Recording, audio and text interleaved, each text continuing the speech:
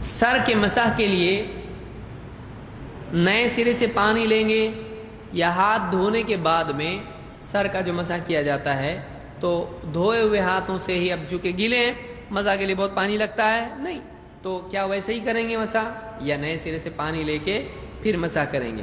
آئیے دیکھتے ہیں۔ عبداللہ ابن زید ابن عاصم رضی اللہ تعالیٰ عنہ المازنی، ان کی روایت میں ہے، کہتے ہیں راوی کہتے ہیں کہ یذکر انہ رأى رسول اللہ صلی اللہ علیہ وسلم توضأ، انہوں نے کہا کہ میں نے اللہ کے رسول صلی اللہ علیہ وسلم کو وضو کرتے دیکھا ہے۔ تو انہوں نے کس کا وضو بتایا؟ اللہ کے رسول صلی اللہ علیہ وسلم کا۔ اب جب انہوں نے وضو کر کے بتایا تو اس میں الفاظ ہیں وَمَسَحَ بِرَأْسِهِ بِمَاءٍ غَيْرِ فَضْلِ يَدِهِ، تو انہوں نے اپنے سر کا مسح کیا ایسے پانی سے جو ہاتھوں کا بچا ہوا نہیں تھا، یعنی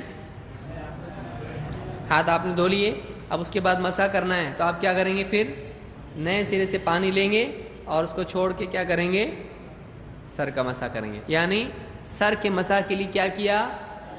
نیا پانی لیا۔ اس کو امام مسلم نے روایت کیا ہے۔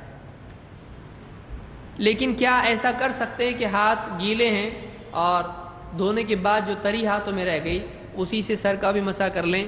کیا ایسا کر سکتے ہیں؟ آئیے دیکھتے ہیں۔ ربیع بنت معاوض بن عفراء رضی اللہ عنہ فرماتی ہیں کہ ان النبی صلی اللہ علیہ وسلم مسح برأسه من فضل ماء كان في يده، اللہ کے نبی صلی اللہ علیہ وسلم نے اپنے ہاتھوں میں جو تری تھی اسی سے سر کا مسح کیا۔ تو اگر نیا پانی نہیں بھی لیتا ہے تب بھی کوئی حرج نہیں ہے، اس لیے کہ گیلا ہاتھ ہے اور اسی سے سر کا مسح کرتا ہے تو اس کے لیے وہ کافی ہے۔ اس کو امام ابو داؤد نے روایت کیا اور یہ حسن درجے کی روایت ہے۔